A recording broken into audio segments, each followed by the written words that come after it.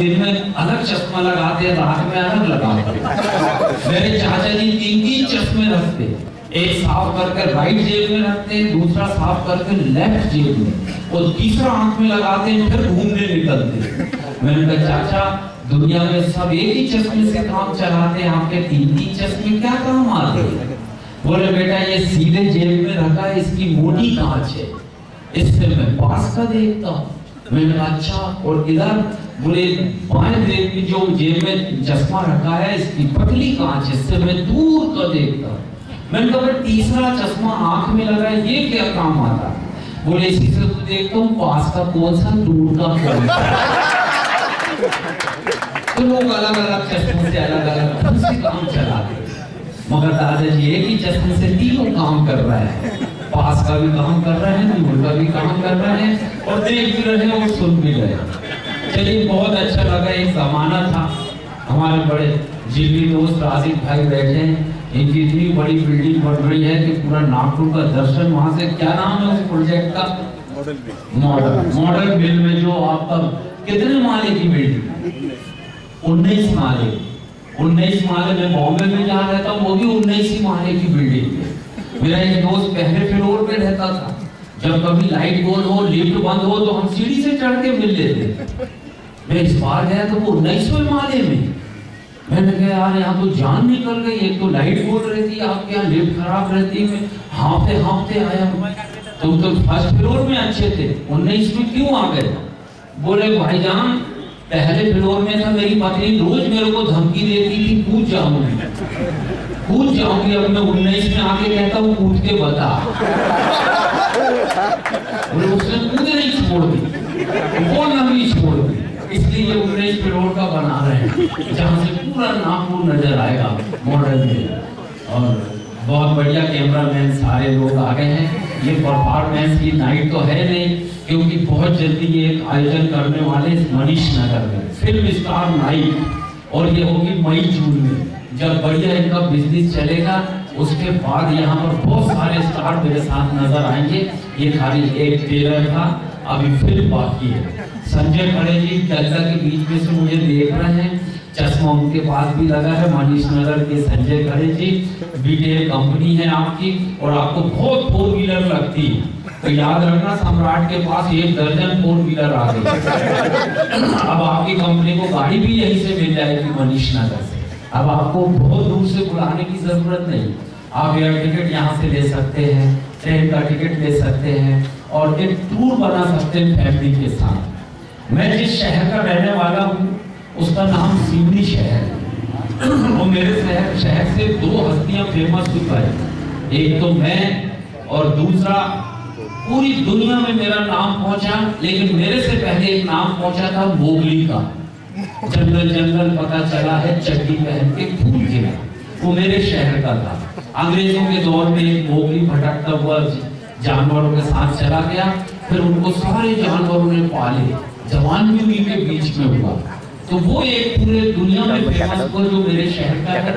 और वो Mowgli land आपके यहाँ से सिर्फ 100 किलोमीटर पे, जिसका पैकेज भी इनके पास है। अगर वो मोगली को देखना चाहते हैं, मोगली कहाँ रहता था, कैसा खाता था, कैसा नहाता था, ये चीज देखने के लिए आपको जाना पड़ेगा मोगली लैंड। मध्य प्रदेश के बॉर्डर पे है, पेंच नेशनल पार्क, मध्य प्रदेश ने मोगली लैंड नाम दिया।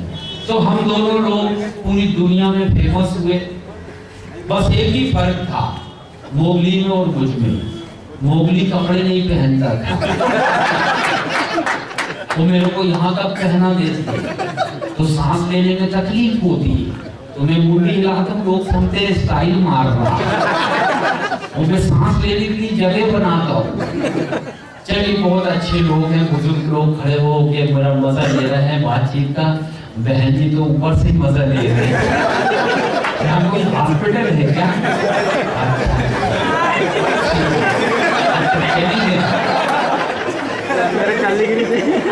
तो यहाँ पर वाकई कोई घायल लोग जाते हैं या दिल के मरीज जाते हैं?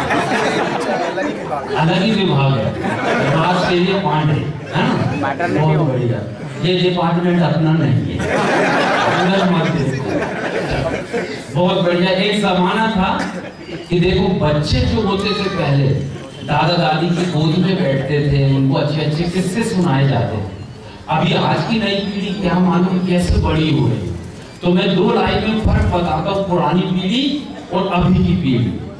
बचपन में हमारे नाना नानी हमें सुनाते थे परियों की कहानी। बचपन में हमारे नाना नानी हमें सुनाते थे परियों की कहानी, और आजकल के बच्चों को दिखाई जा रही शीला की जवानी। ये पीढ़ी ऐसी शीला की जवानी देखने वाली हो गई, और ये शीला की जवानी देख देख के बड़े हो गए। तो बच्चे बड़े होशियार हो गए, कंप्यूटर में बैठते हैं, बच्चों की अपनी बातें हैं। सलमान का इन दिनों एक गाना आया, मैं करूँ तो सारा कैरेक्टर ढीला। वो कैरेक्टर ढीला पूरी इंडिया में फेमस हुआ। तो मैं बताता हूँ सलमान का कैरेक्टर ढीला क्यों हुआ। एक तरफ खड़ी हो मुन्नी, एक तरफ खड़ी हो मुन्नी, और दूसरी तरफ खड़ी हो जाए शीला, तो आदमी का खुद ब खुद कैरेक्टर हो जाता है। चलिए एक बार फिर मैं रजत हॉलीडेज को मुबारकबाद देता हूँ। इतनी बढ़िया आपने ये योजना शुरू की है। उम्मीद करता हूँ कि मनीष नगर ही में नागपुर के सारे लोग यहाँ से आपके प्लान को देंगे और अपने अपने परिवार के साथ घूमने जाएंगे। एक बार आप सबका बहुत बहुत धन्यवाद, इतना कीमती समय निकालकर आप लोग सब लोग खड़े हुए। अंतिम 2 लाइन के साथ मैं यहाँ पर अपनी बात समाप्त करता हूँ और आप सबका धन्यवाद अदा करता हूँ कि आपने ये जो प्यार दिया है, इनकी संस्था को भी प्यार दीजिएगा। 2 लाइन इस देश के लिए पढ़ता हूँ कि ये देश महान क्यों है। पूरी दुनिया में मैंने अभी तक 18 मुल्कों का सफर किया हूँ। 18 मुल्क के ठप्पे लगे मेरे पासपोर्ट पर, मगर ये मुल्क मुझे इसलिए अच्छा लगता है, यहाँ की बहुत सी विशेषताएं हैं। एक विशेषता आपके सामने रखता हूँ, यह आपके दिल तक पहुंचे और सच्चाई हो तो फिर आशीर्वाद देना।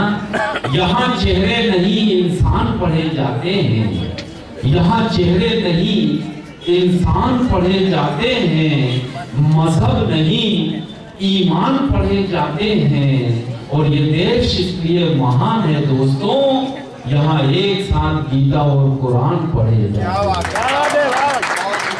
यहाँ एक साथ गीता और कुरान पढ़े जाते हैं। एक बार फिर आप सबको मनीष नगर को, मैं तो सोचता था कितना कैसा होगा मनीष नगर, तो इतना खूबसूरत नगर, लेकिन हमारे यहाँ तो सिर्फ आसमान में टंगे रहते हैं लोग। यहाँ तो जमीन भी तुम्हारी, आसमान भी तुम्हारा और मकान भी तुम्हारा। ये मनीष नगर है हमारा। बॉम्बे में तो जिसकी जमीन है उसको समझ में नहीं आता जमीन कहाँ है, बस आसमान में टंगे रहते हैं। और फिर एक बार आप सबको बहुत बहुत बधाई, बहुत बहुत शुक्रिया। भूपेश जी, गोलू जी यानी रितेश जी और सम्राट, इनका तो नाम ही सम्राट, सलमान खान के बहुत बड़े फैन लगते हैं, इसलिए मैं सबको बधाई देते हुए अपनी बात समाप्त करता हूँ। बहुत बहुत शुक्रिया। Thank you very much.